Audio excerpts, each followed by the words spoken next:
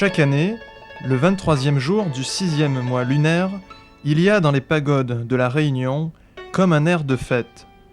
3 pagodes de l'île sont en effet dédiées à Quan Ti.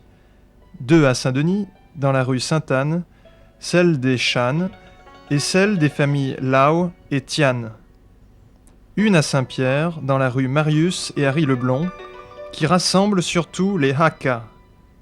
Partout, on fêtera donc l'anniversaire du dieu. Mais qui était donc Quan Ti ? Kuan Yu, avant de devenir Quan Ti, fut un personnage parfaitement historique de la dynastie des Han qui régna en Chine de l'an 25 à 220 après Jésus-Christ. Kuan Yu était donc un célèbre guerrier de la période trouble et agitée de la fin de cette dynastie. Les historiens s'accordent à situer ses exploits entre 160 et 220 de notre ère. C'est à cette date d'ailleurs que l'Empire va se déliter et que 3 royaumes rivaux vont se partager le pouvoir.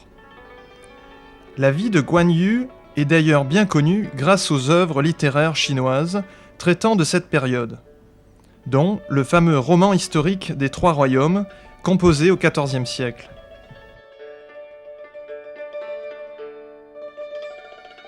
Le guerrier est devenu dieu. Ce phénomène est relativement fréquent dans la mythologie chinoise. Il faut dire que la vie du guerrier fut particulièrement exemplaire et que les anecdotes qui illustrent sa vertu et son sens de la justice sont aujourd'hui plus célèbres que le récit de ses exploits guerriers. Ainsi, Kuan Yu devint le dieu Quan Ti. Et comme il convient à tous les dieux, il possède, depuis le VIe siècle, de nombreux temples de par le monde et des rites bien précis pour l'honorer. Pour la communauté chinoise de la Réunion, la fête anniversaire de Quan Ti est un temps fort de la vie sociale et culturelle locale. C'est une journée riche en symboles qui permet de renouer avec la tradition et d'affirmer son identité. Aussi, la fréquentation de la pagode, toutes générations confondues, permet-elle de s'assurer la transmission d'un patrimoine culturel dont les personnalités les plus âgées restent les dépositaires.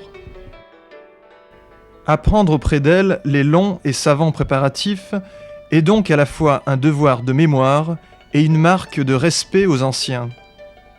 À cette occasion d'ailleurs, conformément aux us et coutumes, on devra également honorer le dieu du lieu, celui du site qui abrite l'autel dédié à Quan Ti. Les rites traditionnellement attachés au culte des ancêtres seront donc également de mise. La lecture symbolique des rituels est toujours hasardeuse.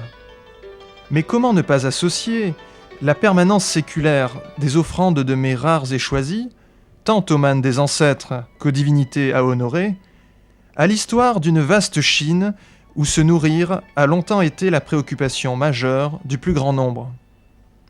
De même que brûler les signes extérieurs de richesse matérielle a toujours été, dans bien des civilisations, une étape vers le dénuement préalable et nécessaire pour la quête d'une véritable spiritualité.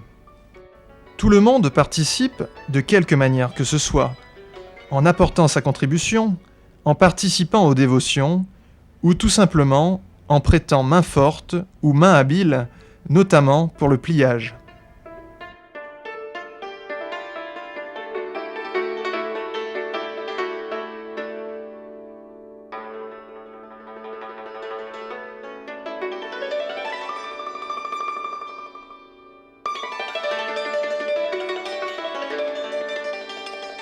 Aujourd'hui, la religion populaire accorde à Quan Ti bien des pouvoirs. Il chasse les démons et rompt le mauvais sort. On le consultera donc volontiers toute l'année, avant un examen, une négociation ou toute autre décision importante. Aujourd'hui, jour anniversaire de Quan Ti, sa table d'offrande pour la cérémonie respectera un ordonnancement bien précis.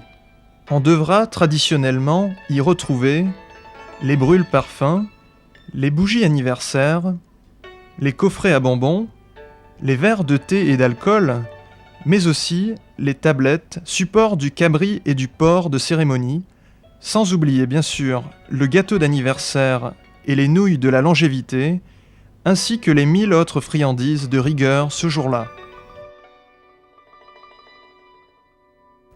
Alors, à minuit, les pétards se déchaîneront pour chasser les démons, et Kwanti veillera fidèlement sur notre destinée pour l'année à venir.